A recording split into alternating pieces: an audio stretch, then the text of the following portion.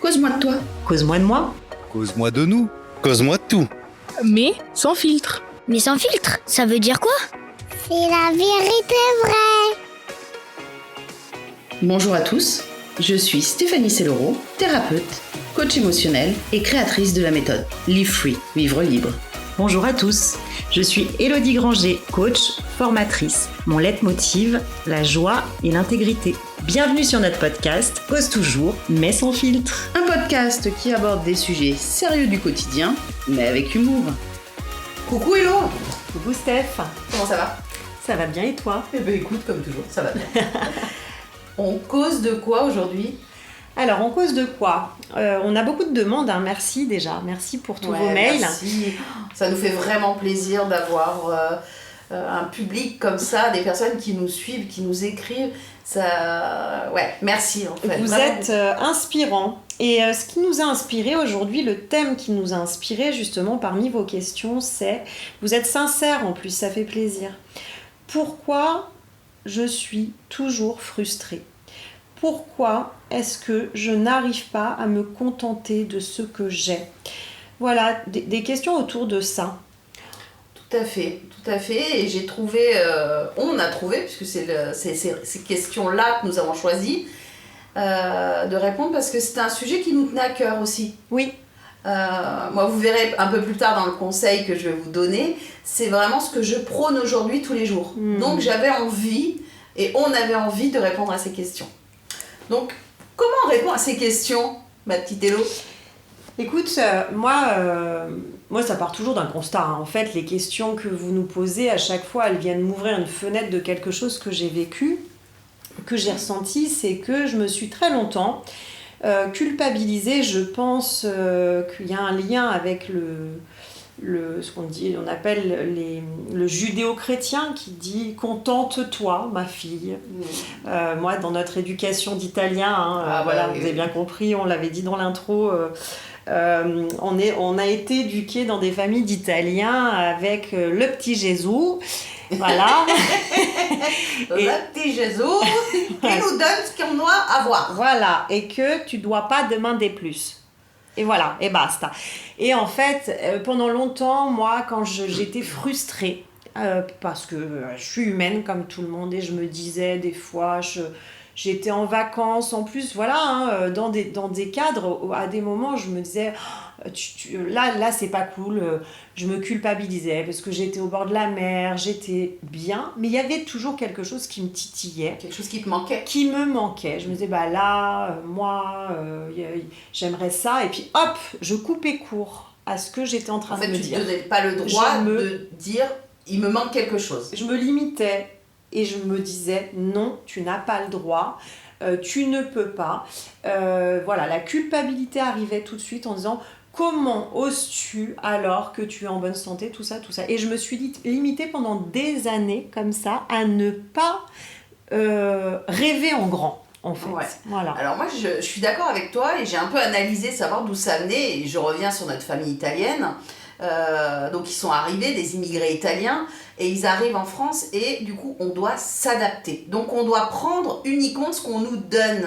Et je pense que de génération à génération, c'est générationnel, où on rentre, où en fait si on te le donne pas, tu demandes pas, tu fais pas de vagues, parce que on arrive dans un pays où on essaye de s'intégrer dans ce pays, donc surtout on dit rien, on fait pas de vagues, on trouve un métier, on fait de notre mieux, mais stop. Et comme tu dis, on n'aspire pas à plus, on arrête de rêver, en fait on rêve pas, notre rêve c'était déjà de venir en France, donc on est déjà content, et basta. Sauf que nous, on est nés en France, nous on est français, et du coup on devrait pas voir ce que nos grands-parents, nos arrière-grands-parents ont vécu, mais finalement dans notre éducation, c'est revenu jusqu'à nous à nous dire non, stop, fais pas de vagues, attention, le regard des autres, ce que les autres peuvent penser, ce que les autres peuvent dire.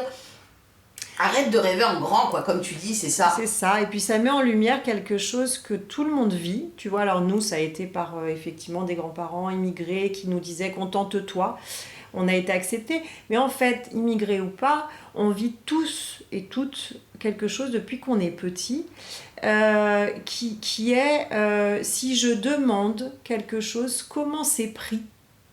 dès la petite enfance. Si je demande quelque chose en plus, qu'est-ce qu'on m'a raconté ? Si j'ai voulu quelque chose... Tu veux un jouet à Noël ? Est-ce que t'es pas un peu égoïste de demander un jouet en plus à Noël ou Pour qui tu te prends ? Je demande une augmentation, mais pour qui vous prenez-vous, mademoiselle ? J'ai entendu. Alors forcément, ça reste à l'intérieur de notre tête, ces trucs-là de « Ah ouais ». Donc en gros, il faut pas demander. Faut pas demander. Moi, j'ai beaucoup de clientes qui me disent « Non, je demande pas parce que de toute façon, ça sera non ». Mais en fait, si tu demandes pas, c'est forcément non la réponse. Puisque tu n'as pas demandé. Mais on nous a tellement ancré que de toute façon, il faut pas demander. Ou si tu oses demander, mais pour qui tu te prends ? T'es une vaniteuse, tu te prends pour une autre. Mais qui te donne le droit, en fait, de demander ?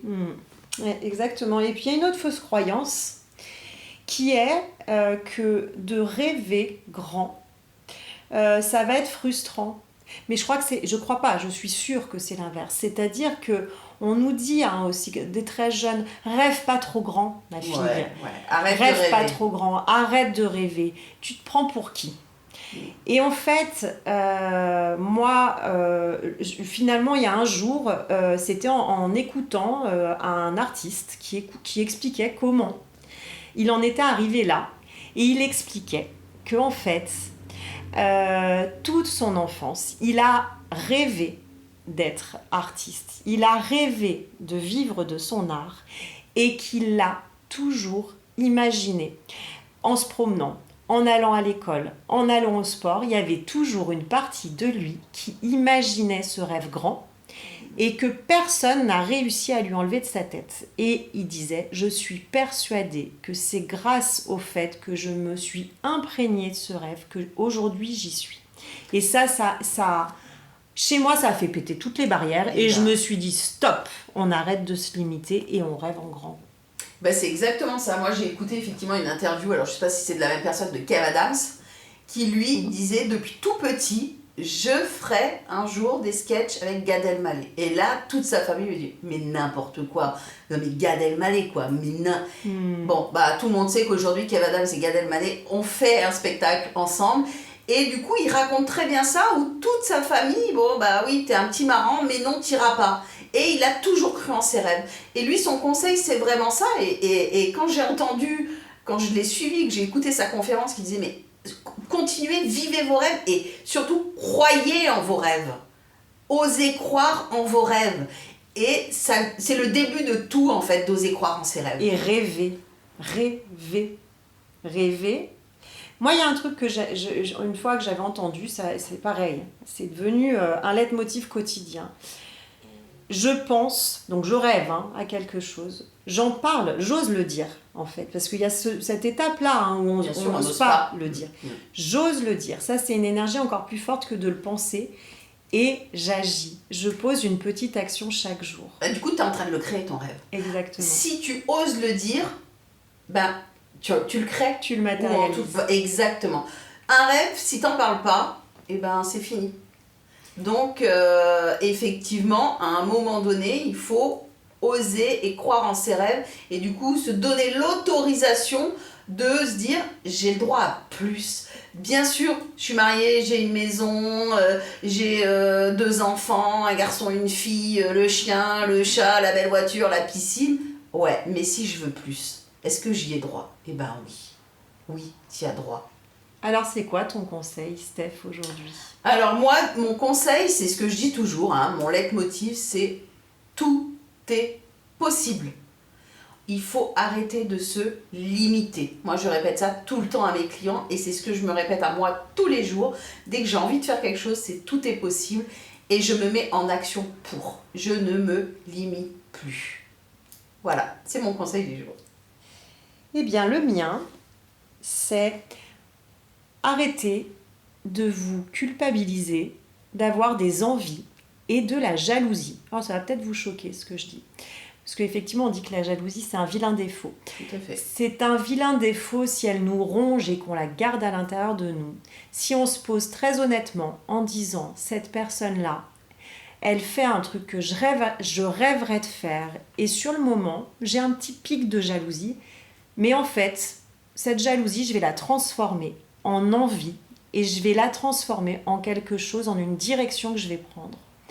Et bien là, la jalousie, elle sert à quelque chose. En fait, c'est le pic de jalousie qui te fait remettre en question, tu penses. C'est ça pas sert parce à que te les gens dire... voient la jalousie, ceux qui critiquent, ceux qui jalousent, Non. ceux qui font. C'est pas ça. Toi, tu parles vraiment du pic de jalousie qui te fait remuer en toi et qui va te mettre en action. C'est ça ? Exactement. Qui vient mettre en lumière ce de besoin. quoi tu as envie, toi. Tes rêves inavoués.